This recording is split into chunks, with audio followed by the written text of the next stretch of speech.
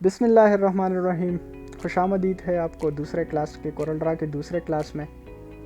तो आज हम डिस्कस करने जा रहे हैं, जो हमारा टॉपिक है वो है टूल्स का इस्तेमाल और उसकी प्रॉपर्टीज़ का इस्तेमाल। ठीक है, तो हम एक एक टूल्स करेंगे और उसके साथ साथ उसकी प्रॉपर्टी भी हम स्टडी करेंगे।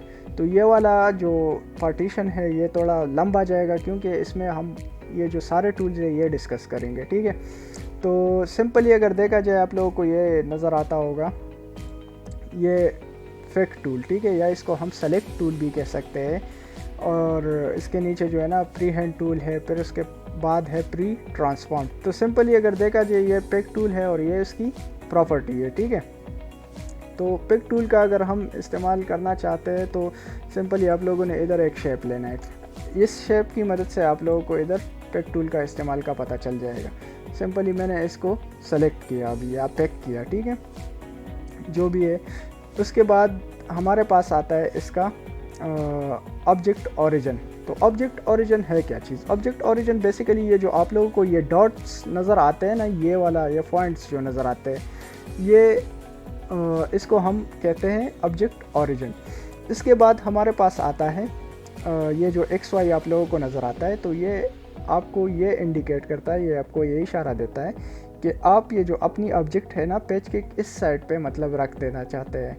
मतलब ये आपको पेज के ऊपर वाले हिस्से में रख लेना चाहिए या नीचे वाले हिस्से में। तो आपको इस पैमाइश की मदद से मतलब आप इसको ऊपर नीचे कर सकते हैं। जैसे कि मैं अभी इसको थोड़ा सा बढ़ा देता हूँ तो ये आपको खुद ब खुद नज़र आ जाएगा। 110 कर देता हूँ तो ये ऐसा हो जाता है। ठीक है, थोड़ा इधर हो गया है। अब अगर मैं इसको 172 की जगह 200 कर दूँ तो कैसा रहेगा?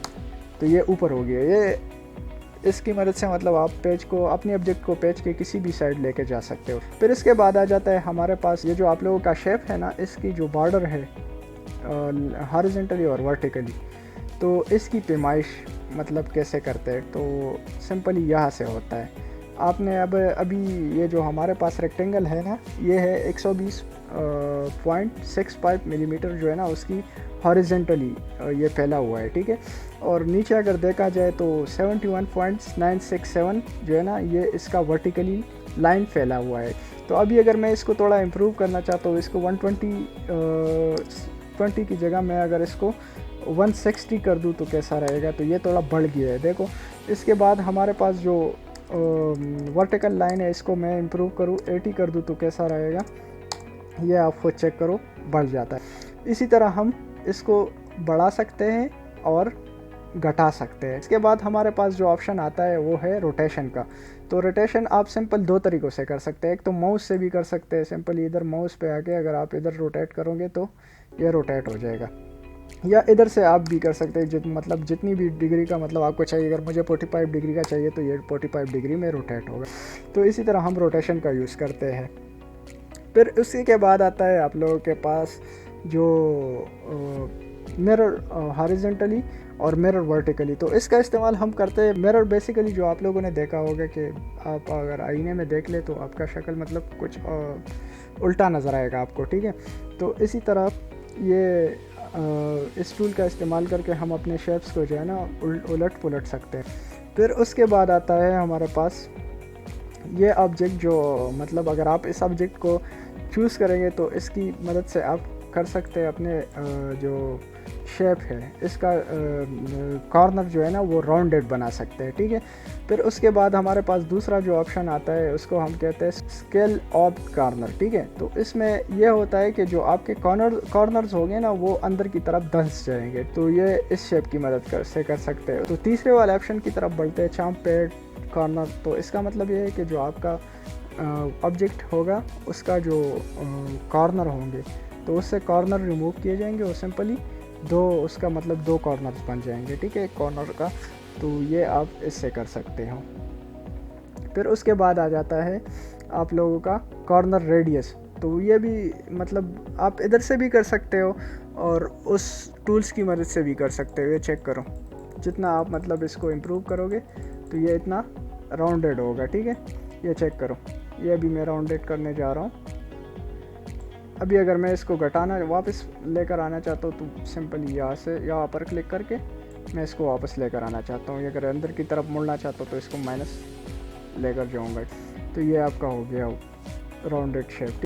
फिर इसके बाद आता है हमारे पास एक और टूल जिसको हम कहते हैं रिलेटिव कॉर्नर स्केल्स।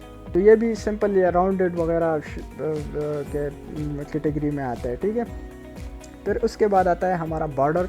तो बॉर्डर आप लोगों के जो मतलब देखा होगा कि कभी कभार हमें मोटा बॉर्डर चाहिए तो हम कहाँ से करते हैं कोरलड्रा के अंदर। तो कोरलड्रा के अंदर अगर इधर आ जाए तो आप लोगों को अगर हेयर लाइन चाहिए तो सिंपल ये सेलेक्ट करो, ठीक है, हेयर लाइन सेलेक्ट करो। अगर नहीं आपको बड़ा चाहिए, जितना भी बढ़ाना चाहते हैं तो उस तरह आप इसको बढ़ाना चाहते हो, ठीक है, बॉर्डर को। फिर इसके बाद जो अलग और टेक्स्ट है, रैप टेक्स्ट वाला ऑप्शन आता है। तो रैप टेक्स्ट में होता है कि आपके पास जो टेक्स्ट होगा तो वो आपके शेप के साथ बिल्कुल एक्यूरेट होगा।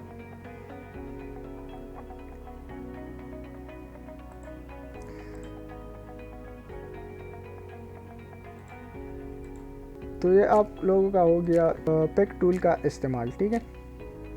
तो आज की वीडियो यहाँ पर ख़त्म करते हैं, इंशाल्लाह मिलते हैं नेक्स्ट क्लास में। आज हमने सीख लिया पिक टूल का इस्तेमाल, कि हम पिक टूल का इस्तेमाल कैसे करते हैं और उसकी प्रॉपर्टीज़ हमने डिस्कस की। इंशाल्लाह कल हम डिस्कस करेंगे कि शेप टूल का इस्तेमाल, शेप टूल कैसे यूज़ करेंगे, वो इंशाल्लाह हम कल डिस्कस करेंगे, ठीक है। मिलते हैं इंशाल्लाह न्यू क्लास में। चैनल को सब्सक्राइब करना ना भूलिएगा। अल्लाह हाफ़िज़।